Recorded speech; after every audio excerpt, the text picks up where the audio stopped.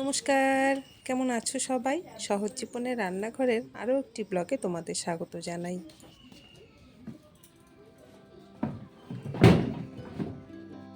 জানো তো বন্ধুরা, তোমাদের বললে হয়তো বিশ্বাস করবে না, আজকে প্রায় এক সপ্তাহ হয়ে গেল আমি কোনো ব্লগ দিচ্ছি না। এই ব্লগটা ছিল আমার রবিবারের, আর আজকে হলো শনিবার। এতটাই আমার শরীর খারাপ, তো আজকে একটু ভালো লাগছে বলেই ভয়েস ওভারটা দিচ্ছি। না হলে গলার আওয়াজটা এতটাই খারাপ ছিল। গলার আওয়াজ খারাপ তো তেমন কিছু না, সেটা কোনো ব্যাপার না, কিন্তু আমি এতটাই আমার কাশি, কাশির জন্য আমি কথাই বলতে পারি না। আর শরীর তো প্রচণ্ড দুর্বল, আর জ্বর তো প্রতিদিনই আমার 2 বেলা করে আসছে। বাড়ির আমার বরের বাদ দিয়ে সবারই জ্বর ছিল।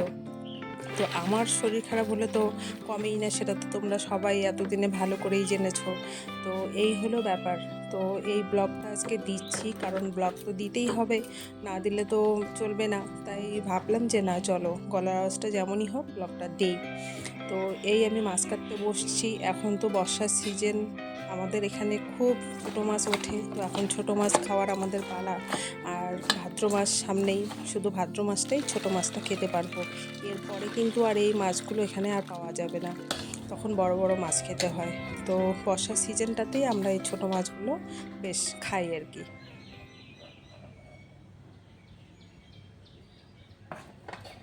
জানো তো বন্ধুরা, সন্তানের কিছু হলে না সত্যি ভালো লাগে না।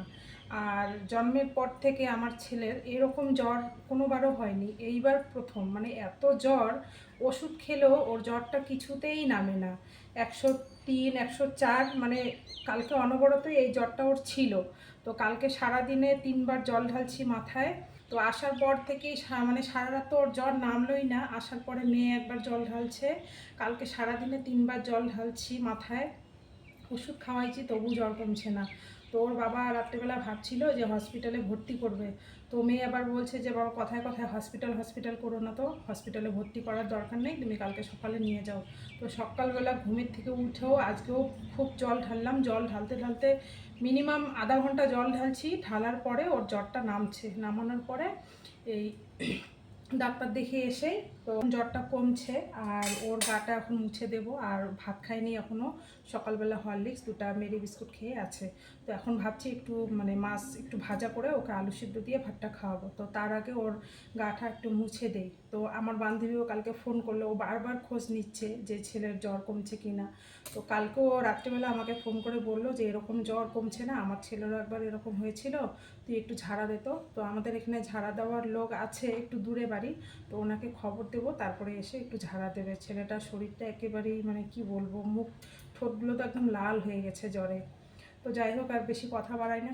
আর জানো তো বন্ধুরা, তোমাদের তো বলেই নেই, আমাদের কলকাতায় যাওয়ার টিকিট হয়ে গেছিলো। তো সেই টিকিটটা কিন্তু আজকে আমরা ক্যান্সেল করে পিছিয়ে নেব, কারণ মেয়ের কলেজটা একটু দেরি করেই শুরু হবে, আগস্ট মাসের দিকে শুরু হবে। তো এই জন্য শুধু আগে তো যাওয়ার টিকিটটা কাটা ছিল, তো সেটা চেঞ্জ করে এখন যাওয়া আসা দুটোরই করা হবে। তাই বর বলছে যে কবে করবে, তাই ওকে বলে দিলাম।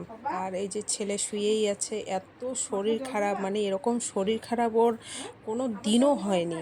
এত জ্বর হয়েছে, কিন্তু এরকম জ্বর আমি ওর দেখিনি। জল ঢালতে ঢালতে তারপর জ্বর নামে, ওষুধ খেয়ে তো কিছুতেই নামে না এই জ্বর। এতটাই শরীর খারাপ।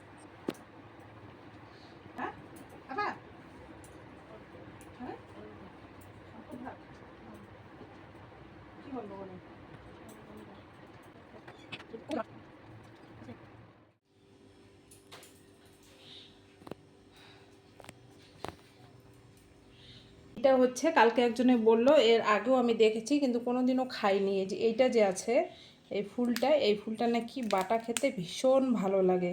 তো এবার করে দেখব কেমন লাগে খেতে। তো এগুলো হচ্ছে কচুর ফুল, তোমরা হয়তো অনেকে চেনো বা অনেকে হয়তো চেনোই না, কারণ আমাদের এখানে আমি যখন এগুলো তুলি না, তখন অনেকেই বলে এটা আবার খাওয়া যায় নাকি। হ্যাঁ, তো এটা এবার না, মানে অনেকবারই এই কথাটা আমি শুনেছি। তো খাওয়ার জিনিস খাই, যে খায় না সে খায় না। তো এটা তুলে নিয়ে আসছি, কারণ মেয়ের খুব পছন্দের একটা জিনিস। তো ও বলছে মা কচুর ফুল খাবো। তো এখনও সেভাবে না কচুর ফুল হয়নি, শ্রাবণ মাসের শেষে খুব ভালো করে ফোটে। তো এখন অল্প অল্প হয়েছে, তাই খুঁজে খুঁজে নিয়ে এসে মেয়েকে রান্না করে আজকে খাওয়াবো। আর এদিকে দেখো ছোটো মাছের তরকারি করছি আলু বেগুন দিয়ে, আর কচুর ফুলের ঘন্ট করব। আর ভাতটা দিলাম, মেয়ে ওইদিকে খাইয়ে দেবে আলু সিদ্ধ আর মাছ ভাজা দিয়ে। কিছুই তো খেতে পারে না ছেলে, তো ওটা মানে ঝোল তরকারি কিচ্ছু খায় না, তো ওই সিদ্ধ আর মাছ ভাজা দিয়েই খাবে। তা মেয়েকে ভাতটা দিলাম যে ওর ভাইকে খাওয়াবে, আর আমি এদিকে রান্নাটা করে নেব। আর জানো তো বন্ধুরা, আমাদের এখানে এত গরম, মানে অসহ্যকর একটা গরম, মানে না ঘরে বসে থাকা যায় না বাইরে থাকা যায়। তো যাই হোক, গরম তো গরম, রান্না তো করে খেতে হবে, তাই না বলো? তো আজকে আর বাটাবাটি ঝামেলা করব না, একদম সব কিছু চিড়ে চিড়ে দিয়েছি লঙ্কা পেঁয়াজ টেয়াজ। তো চলো এখন রান্নাটা কীভাবে করি তোমরা দেখো। কচুর ফুল আমি কীভাবে খাই, তো প্রথমে এটাকে সিদ্ধ করে নিয়েছি, আর এর মধ্যে না আমের ফলসি দিলে খুব ভালো লাগে। তো আমারও আমের ফলসি আছে, সেটাই দেব। এই কচুর ফুলের তরকারিটার মধ্যে না রসুন দিলে খুব ভালো হয়, আর লঙ্কাটা বেটে দিলেও ভালো হয়। তো আমি আর বাটাবাটির ঝামেলা করলাম না, জিরার গুঁড়া দেবো। আর তো জিরার গুঁড়াটা আমি দিয়ে নিই। তো এই হলো জিরার গুঁড়া, একটুখানি জিরার গুঁড়া দিলাম।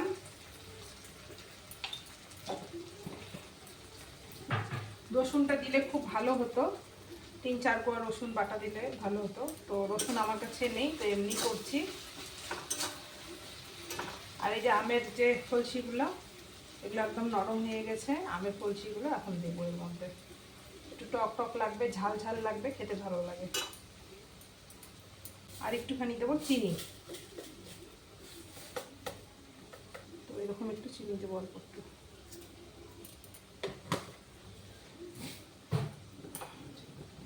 যখন যা থাকে তখন তাই খেতে হয়, এখন রসুন নেই আর কি করবো, রসুন ছাড়াই রান্না করলাম। ছেলের ওইদিকে ভাত খাওয়া হয়ে গেছে, মেয়ে খাইয়ে দিল। তো এটা হতে থাক, এটা এখন পুরো একদম একদম অনেকক্ষণ লাগবে রান্না করতে। কালারটা কিন্তু ভীষণ ভালো লাগে দেখতে, হলুদ হলুদ সবুজ সবুজ।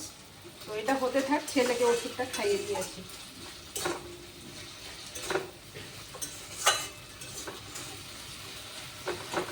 এটা অনেকক্ষণ মতো টানবে।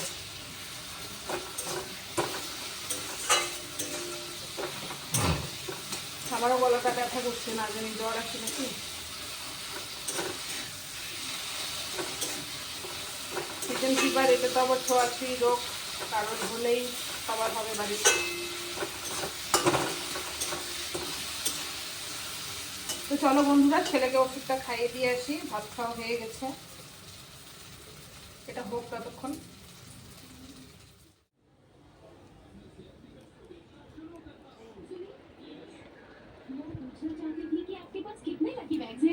देखिए मैडम, जीतने के लिए हमारे उठो। पास सिर्फ एक ही लकी बैग है।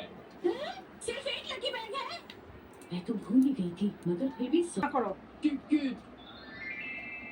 अरे वाह, तुम्हें तो लकी बैग का टिकट मिल गया, बहुत अच्छे। शिनचैन ने मुझे उसकी जगह पर खड़ा किया था। क्योंकि कोई फायदा नहीं। আর দেখো বন্ধুরা, এখন বিকেল বাজে 4টা, এত রৌদ্রের মধ্যে ওই তাওই মশাই চলে আসছে ছেলেকে ঝাড়ার জন্য। ওনার বয়স কত জানো? 96। মানে এই বয়সে উনি খালি চোখে দেখে। আর ওনার একটা ইন্টারেস্টিং ঘটনা আছে, সেটা আমি এই ব্লগে বলবো না, পরের ব্লগে বলবো, তোমরা শুনলে হাসবে। তো যাই হোক, এখন ছেলেকে ঝাড়া ঠাড়া দিয়ে নেব। অনেক দিন থেকে ঝাড়াও হয় না, অনেক দিন কি অনেক বছর হয়ে গেল। তো যাই হোক, একটু ঝাড়া ঠাড়া দিলে মনটাও শান্তি লাগবে। তো ভিডিওটা এখানেই শেষ করছি, সবাই সাবধানে থেকো। আর হ্যাঁ বন্ধুরা, তোমরা যদি তাওই মশাইয়ের ইন্টারেস্টিং ব্যাপারটা জানতে চাও, তাহলে আমাকে কমেন্ট করো, তাহলে আমি পরের ব্লগে জানাবো। তো ভিডিওটা এখানেই শেষ করছি, সবাই সাবধানে থেকো, ভালো থেকো, সুস্থ থেকো। দেখা হচ্ছে শিগগিরই পরের ব্লগে।